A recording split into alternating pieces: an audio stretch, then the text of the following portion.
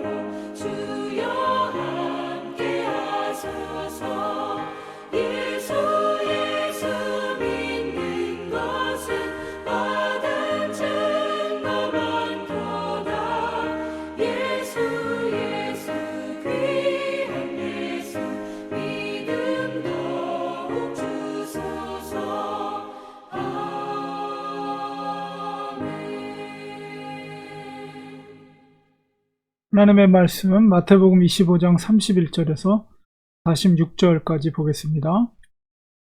인자가 자기의 영광으로 모든 천사와 함께 올 때에 자기 영광의 보좌에 앉으리니 모든 민족을 그 앞에 모으고 각각 구분하기를 목자가 양과 염소를 구분하는 것 같이 하여 양은 그 오른편에 염소는 왼편에 두리라. 그때 임금이 그 오른편에 있는 자들에게 이르시되 내 아버지께 복받을 자들이여 나와 창세로부터 너희를 위하여 예비된 나라를 상속받으라. 내가 줄일 때에 너희가 먹을 것을 주었고 목마를 때에 마시게 하였고 나그네 되었을 때에 영접하였고 헐벗을 때에 옷을 입혔고 병들었을 때에 돌보았고 옥에 갇혔을 때에 와서 보았느니라. 이에 의인들이 대답하여 이르되 주여 우리가 어느 때에 주께서 줄이신 것을 보고 음식을 대접하였으며 목마르신 것을 보고 마시게 하였나이까? 어느 때에 나그네 되신 것을 보고 영접하였으며 헐벗으신 것을 보고 입혔나이까? 어느 때에 병드신 것이나 옥에 갇히신 것을 보고 가서 배웠나이까 하리니 임금이 대답하여 이르시되 내가 진실로 너희에게 이르노니 너희가 여기 내 형제 중에 지극히 작은 자 하나에게 한 것이 곧 내게 한 것이니라 하시고 또 왼편에 있는 자들에게 이르시되 저주를 받은 자들아 나를 떠나 마귀와 그 사자들을 위하여 예비된 영영한 불에 들어가라.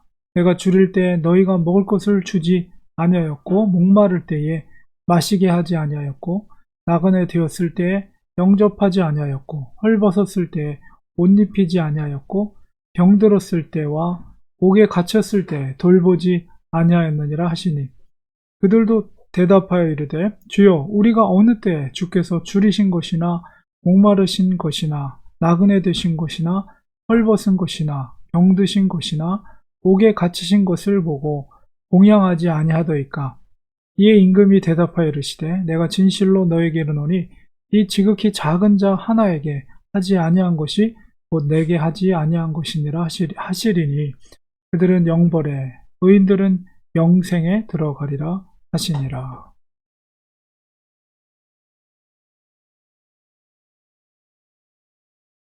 네, 오늘은 사순절 32번째 되는 날입니다.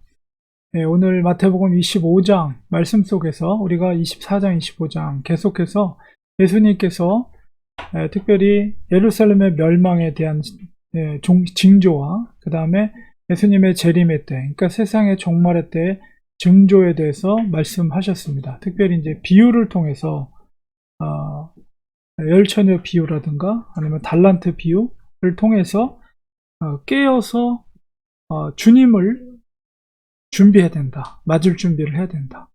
그러니까 열처녀 비유에서는 기름으로 이야기되었고 달란트 비유에서는 주어진 달란트를 통해서 그것은 바로 하나님께서 각자에게 맡겨주신 자기의 사명 그리고 하나님이 주신 기회와 그리고 그 사명을 감당하는 것, 충성되이 감당하는 것, 그것이 바로 예수님을 맞이할 것을 준비하는 것이며 또한 그것은 바로 믿음의 행위를 통해서 그것이 바로 기름이 상징하는 것이고 달란트들이 상징하는 것이다. 이렇게 말씀을 드렸는데요.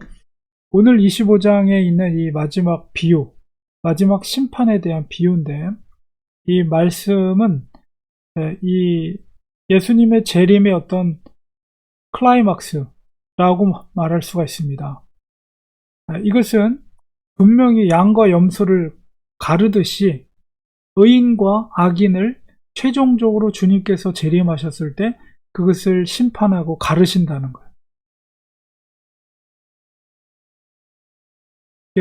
오른편에 양을 왼편엔 염소를 가르듯이 가른다. 근데 그 기준이 뭐냐라고 했을 때 예수님께서 하신 말씀이 정말 놀라운 말씀입니다.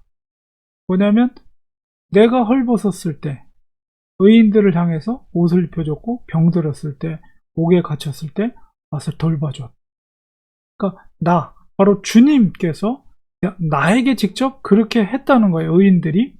그러니까 의인들은 전혀 주님을 만난 적도 없고 주님께 그렇게 대접한 적도 없는데 다시 되묻습니까? 언제 저희가 그렇게 했습니까? 라고 했을 때 예수님의 놀라운 대답이 무엇입니까? 40절에 보니까 너희가 여기 내 형제 중에 지극히 작은 자 하나에게 한 것이 그게 누구에게 한 거라고요? 바로 내게 한 것이다. 바로 예수님께 한 것이다. 이렇게 말하고 있어요.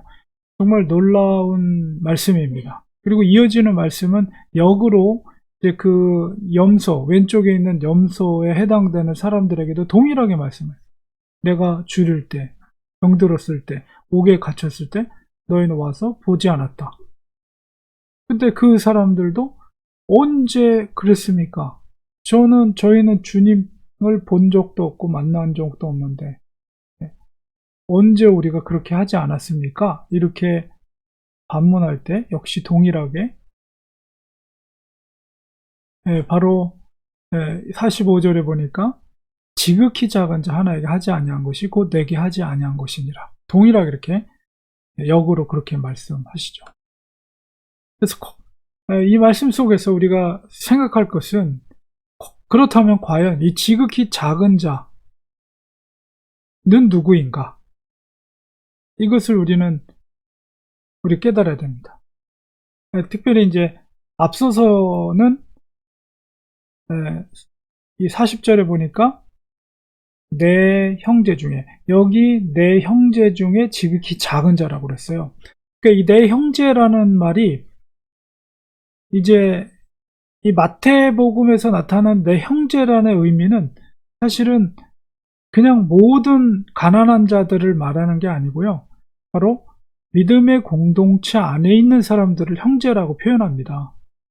그러니까 단순하게 우리가 물론 헐벗은 자들, 그 어떤 신앙을 떠나서 가난한 이웃들을 돌보는 것, 물론 그것도 그리스도인의 책임입니다. 그런데 더 정확하게 마태에서 주님께서 말씀하신 이 말씀 속에서 그 의미는 내 형제 중에 지극히 작은 자라고 했을 때 그 의미는 바로 예수님의 제자들을 말해요.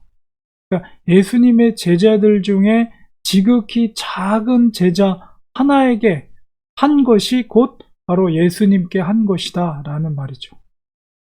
그러니까 우리가 열처녀 비유에서도 그 기름이라는 것은 제가 뭐라고 그랬습니까? 믿음에 대한 행위라고 그랬어요. 그러니까 주님과의 관계 속에서 믿음에 대한 행위가 없다면 그것은 아무 의미가 없는 거예요. 그러니까 예수님의 제자들, 예수님의 공동체 안에서의 그 제자들에게 믿음의 행위를 통해서 가난한 형제, 병든 형제, 헐벗은 형제, 옥에 갇힌 형제를 돌보고 찾아보고 옷을 입혀주고 치료해주고, 바로 이것이 바로 누구에게 행한 것이라고요? 예수님께 행한 것이다. 바로 그런 자들이 어떻게 된다고요? 바로 하나님의 오른편에, 양으로서 구원받은 자로서의 오른편에 서게 된다. 그러니까 우리가 믿음의 행위, 주님과의 관계 속에서 형제들에게 믿음의 행위를 한 것, 단순하게 말이나 그냥 입 서비스로 이렇게 한 게 아니라 진짜 그 관계 속에서 내가 진짜 헐벗은 자에게 옷을 주고 병든 자에게 돌봐주고 옥에 갇힌 자를 찾아가서 위로해주고 필요한 것을 공급해주고, 그런 믿음의 행위를 통해서 작은 형제 하나에게 물 대접 하나 이렇게 공급해 준 것, 그것 하나도 바로 죽게 한 것이다, 이렇게 말하는, 얼마나 중요한 말씀인지 모릅니다.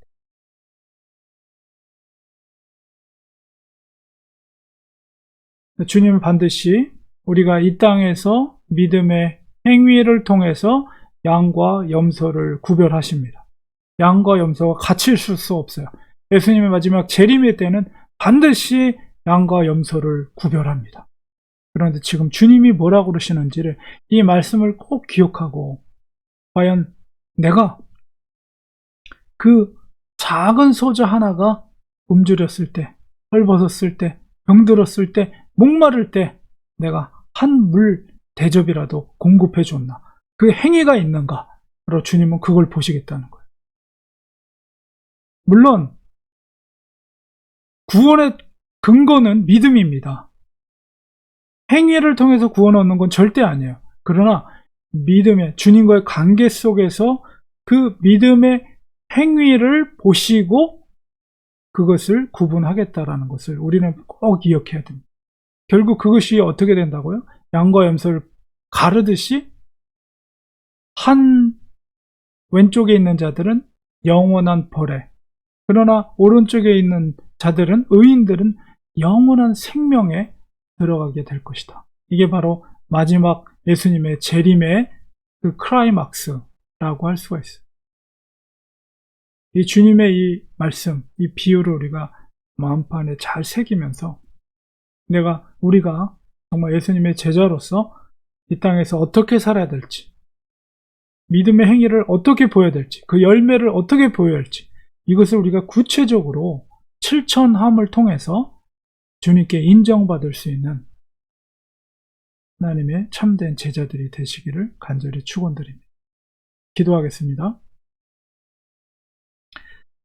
하나님 아버지, 주님의 재림의 때 마지막 양과 염소를 가르듯이 우리가 이 땅에서 믿음의 행위를 통해서, 행위의 열매를 통해서 우리를 심판하시겠다고 약속해 주셨습니다. 우리가 정말 작은 소자, 형제들 중에 작은 소자에게 물 한 대접이라도 공급한 것을 주님께서 결코 잊지 않겠다고 말씀해 주셨습니다. 우리가 단순하게 말로만 우리가 믿음을 말하는 것이 아니라 우리의 행위를 통해서, 우리가 주님과의 관계 속에서 그 믿음의 행위를 통해서 주님 앞에 우리의 믿음을 증거하게 하시고, 특별히 믿음의 공동체 안에서 사랑하는 형제들에게 구체적인 행위를 통해서, 행동을 통해서 주님 앞에 인정받을 수 있는 그런 믿음의 제자들이 되도록 축복하여 주시옵소서. 예수님의 이름으로 간절히 기도드리옵나이다. 아멘. 시간에 우리 말씀을 기억하면서 우리 기도하기 원합니다. 주님, 그렇습니다. 정말 작은 소자에게, 우리 형제들 중에 작은 소자에게 우리가 작은 물 한 컵 대접할 수 있는 그런 믿음의 행위를 나타낼 수 있는 우리가 되게 하여 주시옵소서. 주님이 우리를 보시고 마지막 때에 우리의 정말 심판대 앞에서 우리의 행위를 통해서 구별하실 때 정말 부끄러움이 없게 우리 믿음의 공동체 안에서 사랑하는 형제 자매들에게 우리 구체적인 행위를 통해서 나타낸 것이 주님 앞에 인정받을 수 있는 우리가 되게 하여 주옵소서. 이런 기도, 그래서 영원한 생명의 그 축복에, 정말 하나님의 독생자만이 누릴 수 있는 그 생명의 축복된 자리에 우리들도 참여될 수 있도록 허락하여 주시옵소서. 이런 기도 드리기 원합니다. 그리고 날마다 주님과 연합된 삶을 통해서 주께서 주시는 평강과 소망 가운데 믿음의 승리의 길을 걸어갈 수 있게 하소서. 우리의 육신적인 소욕에 이끌리는 것이 아니라 성령님의 소욕, 그리스도의 마음에 이끌림 바 되는 오늘 하루가 될 수 있도록 도와주시옵소서.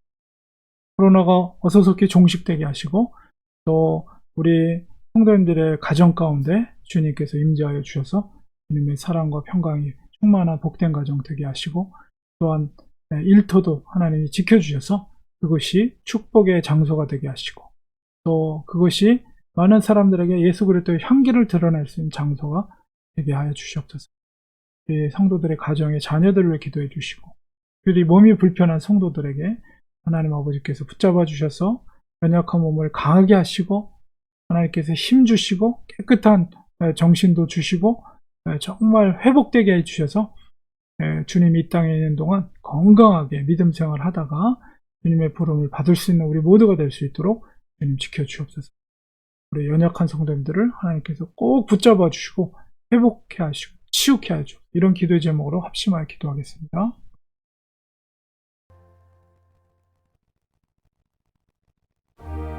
하나님 아버지, 시간 주님 앞에 기도합니다.